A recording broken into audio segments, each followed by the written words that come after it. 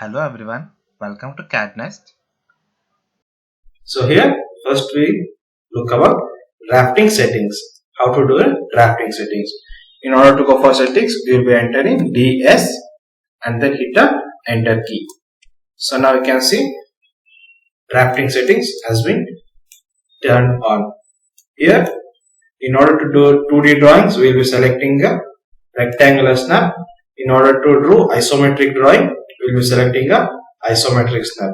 We will be explaining this later how to use these commands. And here F9, that is object grid snap on.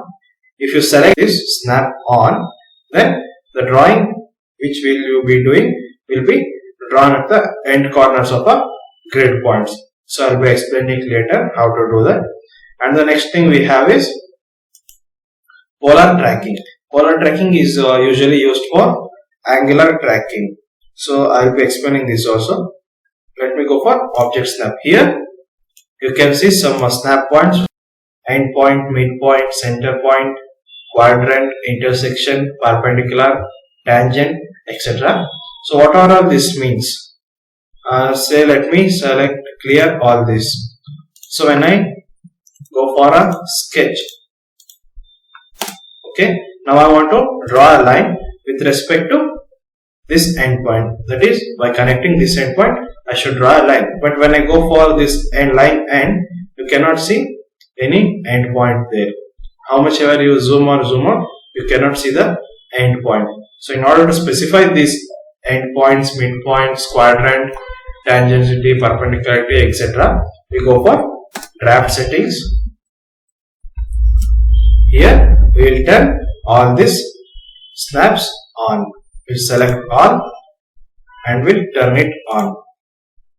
So now you can see that when I try to draw a line from the endpoint, you can see there is a endpoint shown here, so that you can continue your drawing. This is how we use object snap on or off.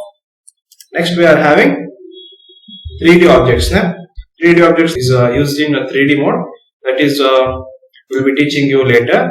Here also the vertex, midpoint, center of the face, intersection, all perpendicularity, parallelism, everything will be used. In order to use that, you should select all and 3D object snap should be on here. Then next we have dynamic input.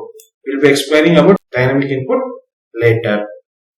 So let us see what are the function keys and also the purpose of function keys in AutoCAD.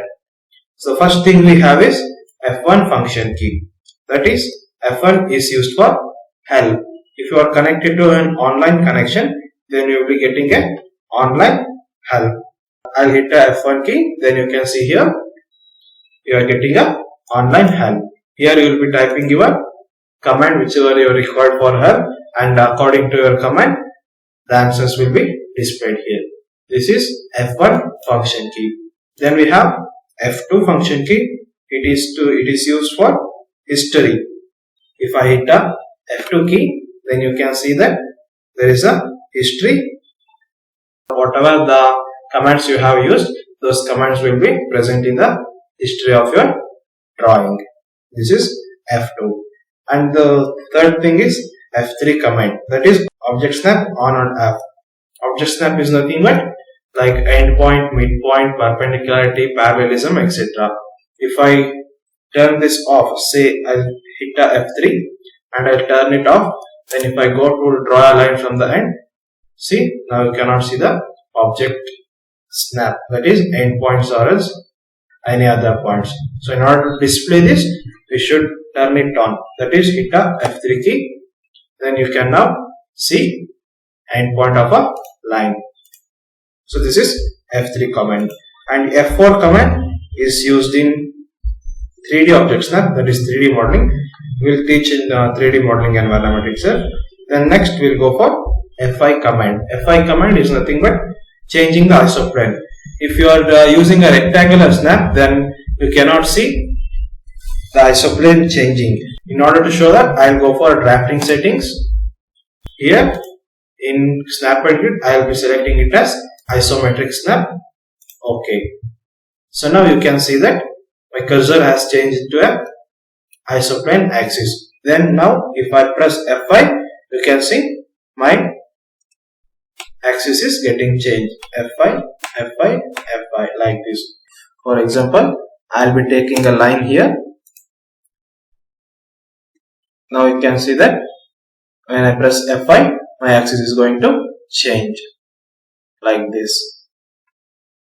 So this is F5 command that is used for isoplane changing. Then next we have F6 command. That is F6 is nothing but dynamic user coordinate system. So what is this dynamic user coordinate system? In order to draw your drawings in coordinate systems, that is by entering coordinate points, doing a drawing, so that you will be using dynamic user coordinate system. But for regular drawings we don't require this. Then F7 command is grid on or off. Now here you can see our background grids, right? You can see our reference grids here. When I hit the F7 key, the grids will get on or off like this. If I hit F7, the grids get off. Again, once again, if I press F7, then grids get on. And next command is F8 command. F8 is used for ortho mode. Ortho mode is nothing but if I try to draw a line, you can see it can be drawn in anyways. If I try to draw a straight line, there may be some errors so that I cannot draw a straight line exactly. In order to go for straight lines, that is a exact straight line, we turn on a ortho mode, that is F8. If I press F8, now you can see that my line will be drawn in a straight direction, that is angle. The angle will be 0 degree. Or else you can try, if you want vertically, then your angle will be 90 degree. So that your line will be always straight itself. For this you will be using F8 command. Then next we have F9, that is used for grid snap. If I try to draw a line, you can see here there is a reference grid over here. I will be trying to draw a line from the center of a grid. Right, now I can draw it from a center of a grid. But if I turn on a grid snap, that is F9 command.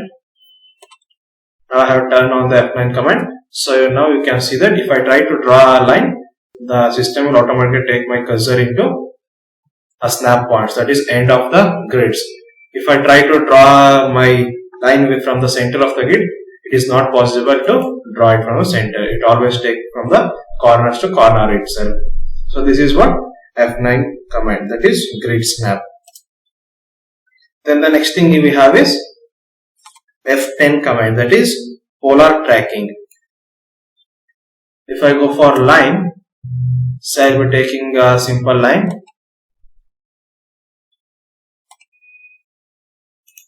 And I will be drawing a line. And if I want an angle, I will turn F10 on. So now you can see that the angle is also visible here. Say it is 140 degrees. So if I turn this off, the angle is not visible. So this is the advantages of F10 command. The next key is F11 function key. It is used for object snap tracking. If I turn this off, you can see that the tracking of a object point, snap points, that is end point or as mid point, it cannot be visible.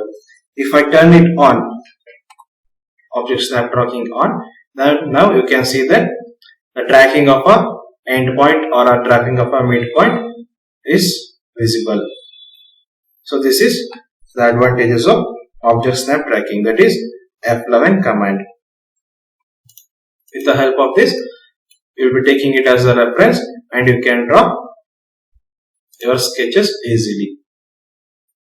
Then the last command we are having is F12 command, that is used for dynamic input. For example, say I will be drawing a line. Here you can see, here you have a provision to enter the length and also the angle to a line. If you turn this off with the help of F12, now you can see that the length or else the angle of the line is not visible. In order to make this visible, you will be using F12 function key like this, so that we will be entering the distance and also angle simultaneously. So this is how we use function keys in AutoCAD. So this is all for now. Let's meet in a next video. Thank you.